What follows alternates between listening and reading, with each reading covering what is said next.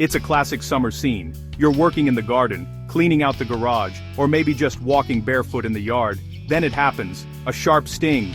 You look down and see it, a small scratch, a tiny puncture. Everybody shrugs off a backyard scratch, thinking it's just a part of life, a minor inconvenience that will heal in a day or two. We put a bandage on it, or maybe we just ignore it completely, confident that our bodies can handle it. But sometimes, that tiny insignificant wound is a Trojan horse. It's the kind of injury that doesn't just heal and fade away. It's the kind that escalates quietly at first, until it lands you in the ER, facing a medical emergency you never saw coming. You step on a rusty nail.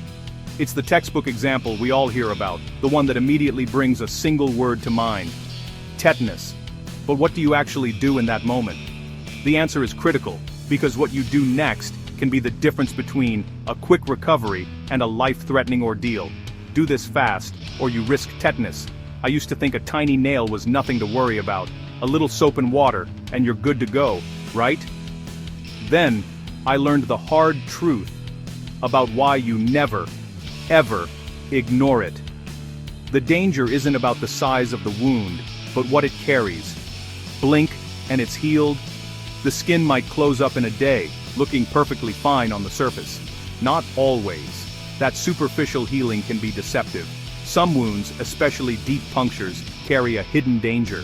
They create the perfect environment for a microscopic invader to thrive. Let's get one thing straight right away. Rust itself doesn't cause tetanus. This is a common misconception. The real culprit is a bacterium called Clostridium tetani. The rust is simply a red flag. It's a sign that the metal object has been exposed to the elements like soil, dust, and manure, where these bacterial spores live. So when you're pierced by dirty metal, you might have just injected those Clostridium tetani spores deep into your tissue.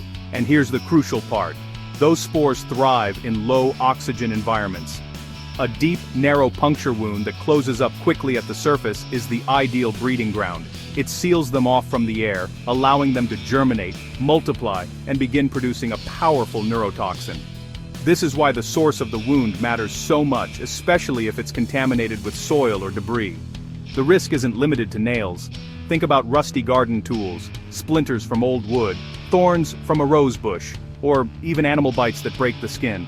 Any object that can create a deep, dirty wound can be a vehicle for tetanus. You have to respect the risk, no matter how small the injury seems. The toxin produced by the bacteria, called tetanusvaccine, is one of the most potent poisons known to science. It travels through your nervous system, leading to devastating consequences. What makes tetanus so insidious is that the symptoms don't show up immediately. There's an incubation period, which can last anywhere from 3 to 21 days, though it's typically around a week to 10 days. During this time, you might feel completely fine, having forgotten all about the initial injury. But then, they hit. And they hit hard. The first sign is often a stiff or locked jaw, which is why tetanus is commonly called lockjaw. This is followed by stiffness in the neck, difficulty swallowing, and rigidity in your abdominal muscles. As the toxin spreads, it triggers excruciatingly painful muscle spasms throughout the body, sometimes powerful enough to break bones. Eventually, it can affect the muscles that control your breathing, making it difficult or impossible to breathe. This is no joke. This is a severe medical emergency with a high mortality rate, even with modern medical care. The good news is that tetanus is almost entirely preventable. It's rare in countries where vaccination is common, but that doesn't mean the risk is zero. Cases still happen, especially if your booster shots are out of date. Protection wanes over time, leaving you vulnerable.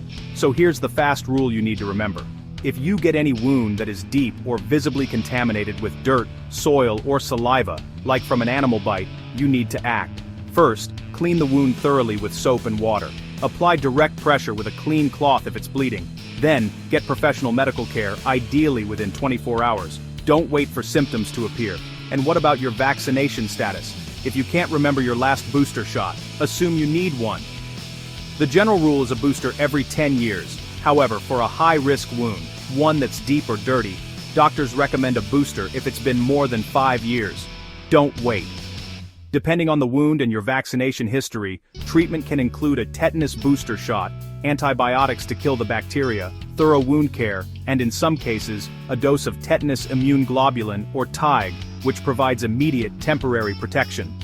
For a full-blown infection, intensive hospital support is required. The bottom line is this. Don't be macho. Don't dismiss a puncture wound as just a scratch. A rusty nail is small, but the potential consequences of tetanus are not. Protect yourself. Keep your vaccines current. Treat all deep and dirty wounds seriously, and always call your doctor when you are in doubt. It's a simple call that could save your life.